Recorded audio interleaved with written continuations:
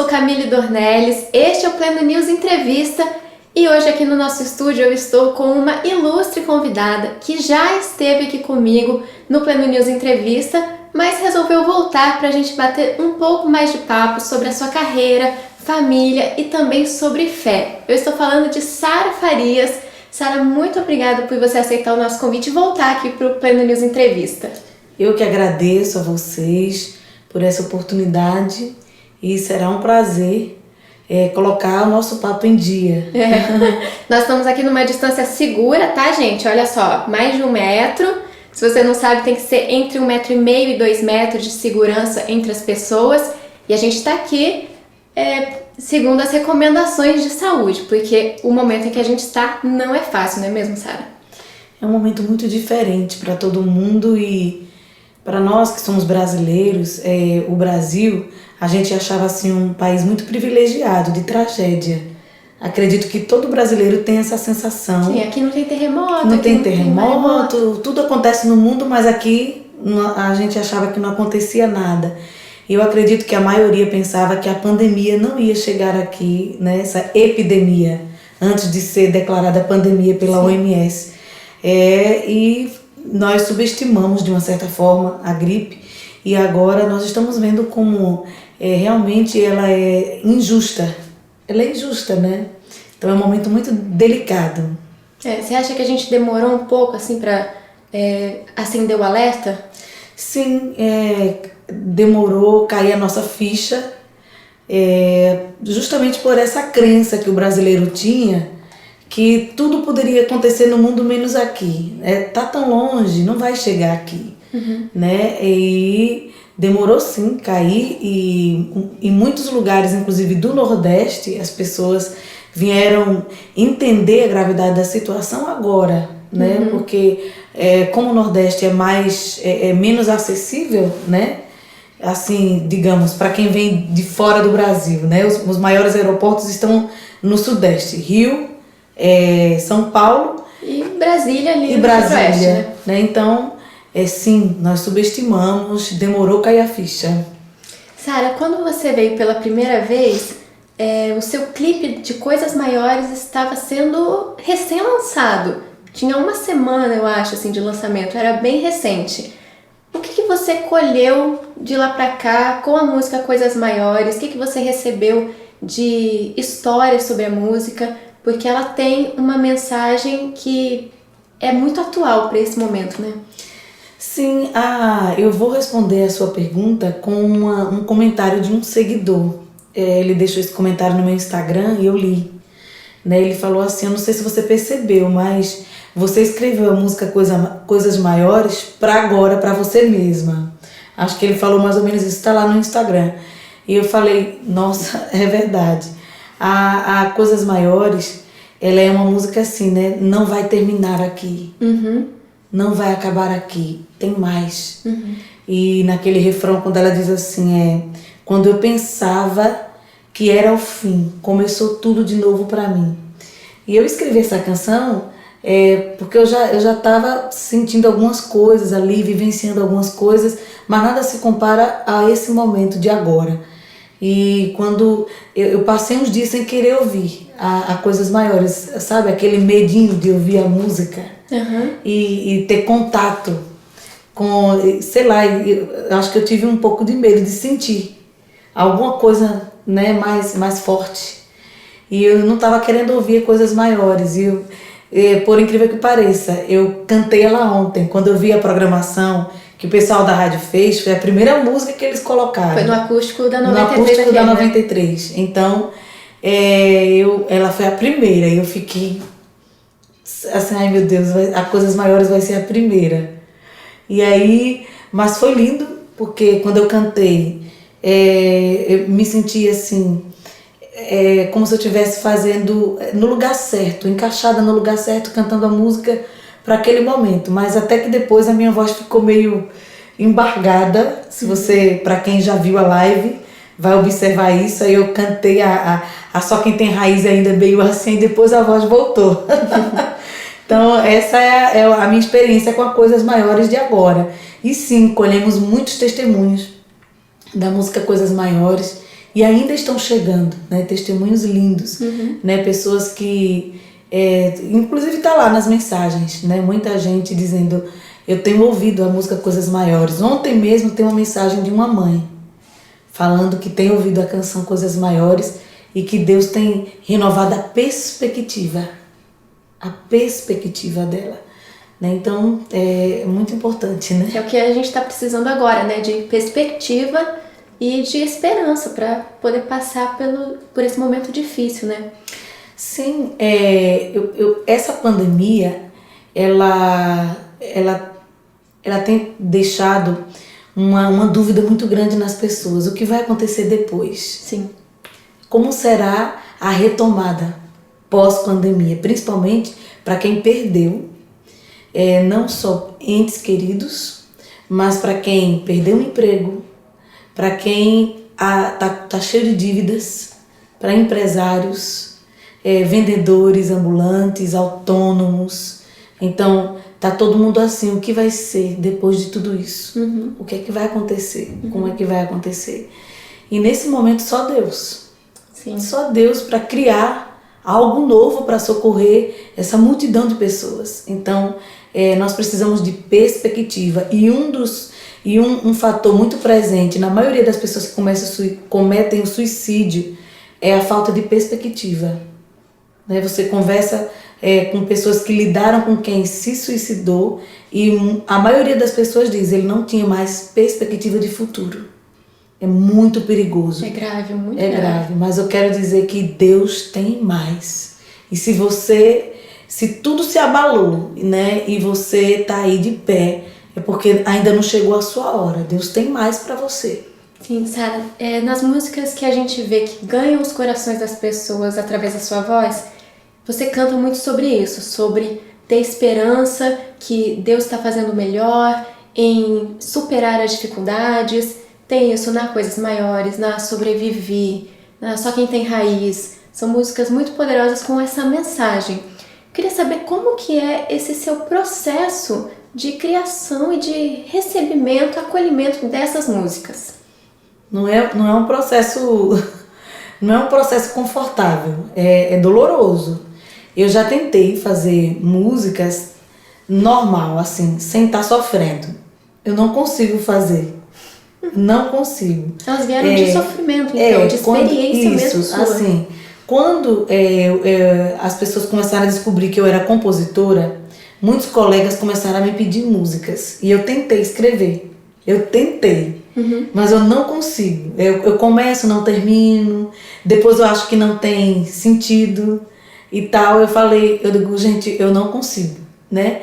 Mas pode até ser que um dia eu consiga, né? Mas até o momento de agora, eu só consigo fazer música passando por aquilo ali. E não é um processo assim muito bom, não. E nesse meu mais último processo que eu tô passando, logo no começo, quando eu descobri as doenças que a minha filha tinha, que é mais de um órgão, você falou da Aurora, né? Da Aurora.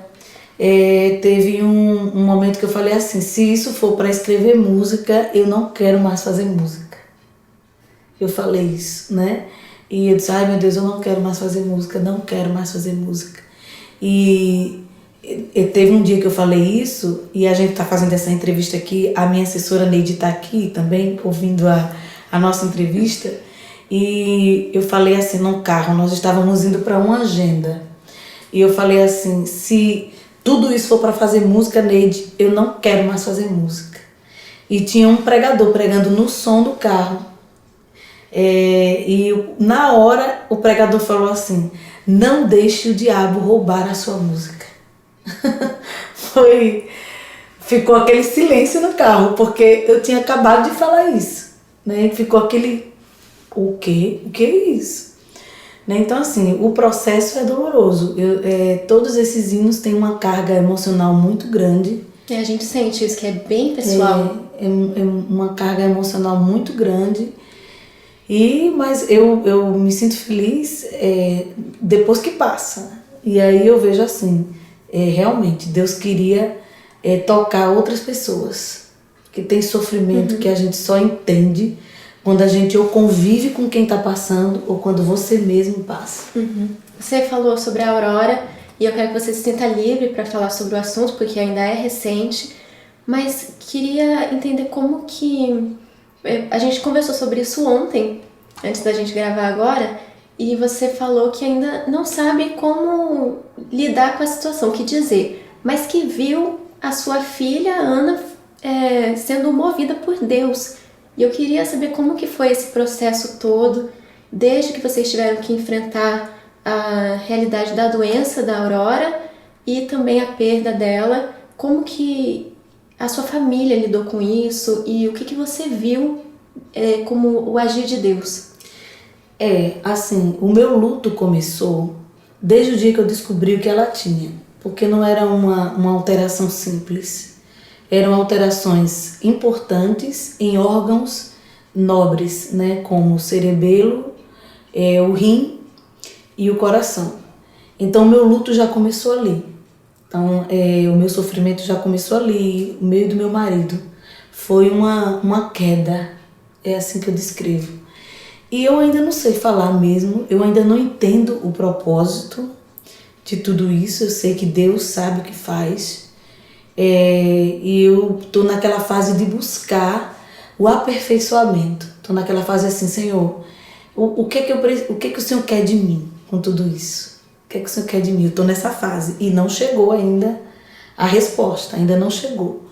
E pela primeira vez na minha vida, eu não estou escondida no sofrimento, né? Porque eu sou um bicho do mato. Na hora que eu estou sofrendo, eu me isolo até eu atingir aquela fase de iluminação e entender o que aconteceu e ter uma resposta e tal. Aí é que eu saio da minha caverna. Dessa vez eu fiz diferente, né? Quando o pessoal me chamou para vir fazer o acústico da 93, e por isso eu estou aqui com você hoje, né? Eu fiquei ali perguntando a Deus se era para ir, se não era, e fiquei pedindo conselhos às pessoas próximas, e eu resolvi vir contra o meu modus operandi. E o que eu posso falar do que a gente viveu na nossa família foi que eu e meu esposo, nós ficamos mais unidos. Eu vi mais virtude ainda do homem que eu casei, né? Porque você sabe que no casamento, com a convivência, às vezes a gente, no meio do dia a dia ali, vão aparecendo os defeitos que no namoro a gente não vê, né? No namoro aí você não vê nenhum defeito. Aí com a convivência os defeitos vão aparecendo, os meus e os dele, né? Sim, dos dois cônjuges. Mas é um constante processo. Nesse momento Deus me mostrou as virtudes do meu esposo. Ele foi o tempo todo muito forte para mim, se preocupou muito comigo, e também vi o que nós temos construído dentro da nossa filha Ana, de 5 anos. Porque muitas vezes a minha filha me via ajoelhada, chorando muito, e teve um dia que ela chegou com um copo de água, né? Eu me emociono. Ela disse: mamãe, eu vim trazer um copo de água. Ela com 5 anos, e ficou sentada do meu lado sem fazer nada. Nossa, mas é o suficiente, né? Só ali sentada. Teve outro momento assim que ela me viu muito diferente. Eles dois, né, me viram como eles nunca tinham me visto nesse período, né? Eu sempre ali muito forte, muito forte. Mas nesse período eles me viram muito mais frágil. Então teve um dia que ela mesma colocou a mão na minha cabeça. Ela colocou a mão na minha cabeça. Teve outro dia, 5 anos. Sim, com 5 anos, gente. Teve um dia que ela pegou o meu celular. E você sabe que essas crianças de hoje, elas sabem tudo do digital. Tudo. Né? Eu estava na minha cama, assim, sentada, e estava chorando. E aí a minha filha pegou o celular e falou assim: mamãe, por que você não coloca aquela música que você gosta? De Sacerdote ao Rei. Essa música, na verdade, é uma música do Voz da Verdade, que se chama Tabernáculo. E eu orava muito com essa música quando eu descobri tudo, logo no mês de janeiro. Quando a minha filha faleceu, Eu não conseguia ouvir nada, não conseguia fazer nada, só chorava. E a minha filha disse assim: mamãe, por que você não escuta aquela música de Sacerdote a Rei? E ela procurou a música no aplicativo e não achou, porque o título da música não era esse. Então eu falei para ela: o nome da música, filha, é Tabernáculo. Ela achou a música, colocou e saiu. E eu fiquei lá tocando a música. Nossa, depois, a sensibilidade, sim, né, das crianças. Depois ela voltou com um bebê dela de brinquedo, e colocou do meu lado. Então, assim, se tem uma coisa que acontece só em momentos difíceis é que você descobre como nós somos curados através do outro. Sim. Sabe? Como os relacionamentos são importantes, como Deus usa quem está perto de você para lhe levantar, para lhe consolar, sabe? Então, assim, e eu vi que o que nós estamos construindo dentro da nossa filha Ana Vitória, que ela orou, ela fez tanta coisa, assim, que eu jamais esperaria de uma criança de 5 anos. Então, por enquanto, o que eu posso falar dessa experiência são o que aconteceu dentro da minha casa, sabe? Por enquanto é só isso. Com o passar do tempo, talvez eu tenha mais coisa da parte de Deus, que a parte dele ainda está sendo, o download ainda está vindo. Né? Mas a gente percebe como que você mantém a fé em Deus, né?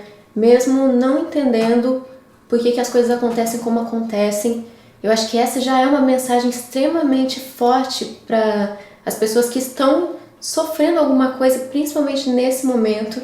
Como a gente já falou, tem muita incerteza, muita falta de perspectiva, né? É bom a gente saber de uma coisa. Deus não criou o mundo para ser um mundo com doença, tá? Para ser um mundo triste. Não foi essa a ideia de Deus. Adão e Eva, eles eram seres com saúde plena. Com saúde plena e criados para ser eterno. É por isso que nós não aceitamos a morte. Porque nós temos a semente da eternidade. Tá? Quando o homem pecou, quando o homem caiu no Éden, então, junto com a queda veio a morte, as doenças. E você diz: meu Deus, mas por que Deus é culpado de tudo que está acontecendo? Deus entregou o governo da terra ao homem. E o homem decidiu que ele, lá no Éden, ele decidiu que ele não ia seguir o plano à risca. Então, nós até hoje colhemos isso. E diante de tudo que está acontecendo, quando eu olho para o que Deus fez na minha vida, Deus tem crédito na minha vida. E a única coisa que eu podia fazer era adorar a Ele. Sabe, dizer: Senhor, mas logo no começo veio o questionamento, veio a revolta, veio tudo. E eu entendi que naquele momento Satanás podia se aproveitar daquilo ali para fazer com que eu quebrasse a minha aliança com Deus. Eu imagino aqui ele olhando de longe, dizendo: agora ela vai quebrar a aliança. Porque, como diz o paulista, foi punk. Foi punk. Né? E eu imaginei que havia uma expectativa do inferno que eu quebrasse a minha aliança. Mas o povo orou muito por mim.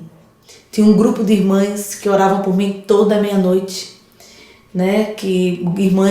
Um grupo de 7 mulheres, um grupo que a gente fazia toda a meia-noite, elas oravam por mim. E essas sabem o nível que foi essa batalha, sabe? E se eu tô aqui é por causa das orações, não tem outra explicação. Sara, você estava falando sobre a sua família, sobre a união da família. Vocês também tiveram que enfrentar o coronavírus, né? Que o seu marido ele foi diagnosticado positivo. Como que foi esse processo? Agora ele já está curado, já está bem? Já está curado, já completou a quarentena, né? A fase de isolamento. E o meu esposo, ele é hipertenso, né? A mãe do meu esposo faleceu nova, teve uma parada. O avô do meu esposo também morreu com um problema cardíaco, e a nossa preocupação foi grande. E ele não queria ir ao hospital. Eu que fiquei insistindo, porque eu desconfiei dos sintomas, e ele sem querer ir, mas estava tendo febre, estava com a tosse muito estranha, que a gente nunca viu aquela tosse, e quando ele foi já ficou com parte do pulmão comprometido, e lá no hospital teve falta de ar, e eu fiquei, sinceramente, eu senti medo. E eu disse, Deus, que meu esposo volte andando, que ele volte em pé, sabe? E quando ele chegou em casa com a malinha, e a gente sem poder, eu não tenho parentes em São Paulo, nem eu, nem ele, porque meu esposo é carioca, eu sou alagoana, nós não tínhamos ninguém, então foi o Doninha, junto com a esposa dele, o Doninha é meu empresário de agenda, e foi o Doninha que levou a mala lá no hospital para ele, e as outras coisas a gente ficava mandando por empresa de entrega. Foi internado em com São todos Paulo. os cuidados, foi internado em São Paulo. E foi difícil. E a gente ficou lá, e quando ele chegou com aquela malinha, e a gente sem poder abraçar ele, todo mundo longe, na casa. Mas eu consegui tirar uma foto, ele lá com a malinha, e eu chorei, sabe? Se Deus, obrigada, porque pelo menos ele, né, tá aqui. Então não foi fácil, sabe, gente? Foi punk, como Nossa, diz. deve ter sido uma carga emocional esse abraço. Sim, e na nossa casa, mas só em saber que ele estava ali no quartinho e a gente levava a comidinha. Para quem não viveu isso, não sabe que realmente, quando eu via no jornal a família chegando e aquela coisa toda, a gente não tem a noção não, que é aquilo tudo. Você acha até que está tendo um sensacionalismo ali. Mas quando você vive, aquela pessoa ali no quarto e sem poder falar, ou ela lá no hospital, sozinha, porque não pode ficar ninguém internado com aquela pessoa, e é mais difícil mesmo, é mais difícil, gente. E você tem algum recado para dar para as famílias que estão passando por esse processo agora? Tudo que você puder fazer de fé, né? É muito difícil você crer nessa hora, é muito difícil. Então, mesmo sem sentir aquela fé grande, faça a sua oração do seu jeito. Aproveite, fique com a sua família, se está ali em casa, viva aquele momento. Se o momento hoje é de isolamento, então aproveite para fazer uma comida, aproveite esse momento de estar na mesa, olhando um para o outro, esse momento de abraçar, de ficar, sabe? Aproveite ao máximo. E quero dizer a vocês que dê graças a Deus pelo futuro. Uma coisa que Deus falou muito comigo, para entrar na presença dele com ação de graças. E está na Bíblia isso. Entrai pelas suas portas com ação de graças. Você que não consegue enxergar o futuro, quando você for orar, diga assim, Senhor, eu te agradeço pelo futuro. Eu não sei o que o futuro vai trazer, mas eu te agradeço pelo futuro. Amém. Então, dê graças pelo futuro. E foi uma coisa que Deus falava para mim, dê graças pelo futuro, dê graças pelo futuro. Então, agradeça pelo futuro.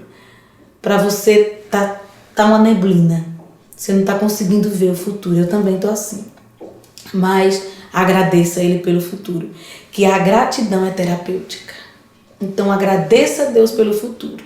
Em nome de Jesus, é a palavra que eu tenho para vocês. E Sara, para a gente terminar essa entrevista, você sempre trabalhou com os jovens da igreja, com a juventude da igreja, como uma líder jovem. Mês de junho é o mês dos namorados, dia 12 dia dos namorados, e muita gente vai passar esse dia dos namorados de uma maneira diferente. Alguns vão passar longe, vão ter que fazer algum jantar aí com o celular, fazendo videoconferência. Queria que você desse uma mensagem para os namorados que vão ter que enfrentar esse dia de uma maneira diferente. Seja criativo e e se sinta assim, como é que eu posso dizer, sabendo que nós estamos vivendo um momento histórico. Muitos acreditam que Jesus vai voltar, eu também creio, né? Eu creio que nós estamos sendo preparadas para a vinda de Jesus. Então, tenha essa consciência de que o momento é histórico. Não sabemos qual é a próxima geração que vai viver isso. E nós estamos vivendo isso e vamos poder contar. E estamos descobrindo a fazer as mesmas coisas de novas maneiras. Então, seja criativo na forma como você vai homenagear o seu cônjuge, seu namorado, seu marido, seu noivo. E quando tudo isso passar, que a gente possa também aproveitar os novos momentos que virão, tá? E feliz Dia dos Namorados. Manda um beijo aí pro seu marido. Pois eu quero mandar um beijo pro meu marido, Davi, né? Que foi um gigante em tudo isso que a gente viveu. Se esforçou muito para ser forte, para mim. E eu quero dizer que eu te amo muito e lhe admiro mais ainda pelo homem que você é. Te amo, Davi.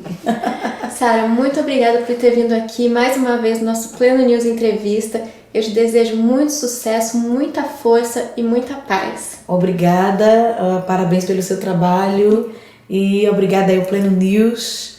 Força! E obrigada a você que acompanhou a nossa entrevista com a Sara Farias. Eu fico por aqui. Até mais.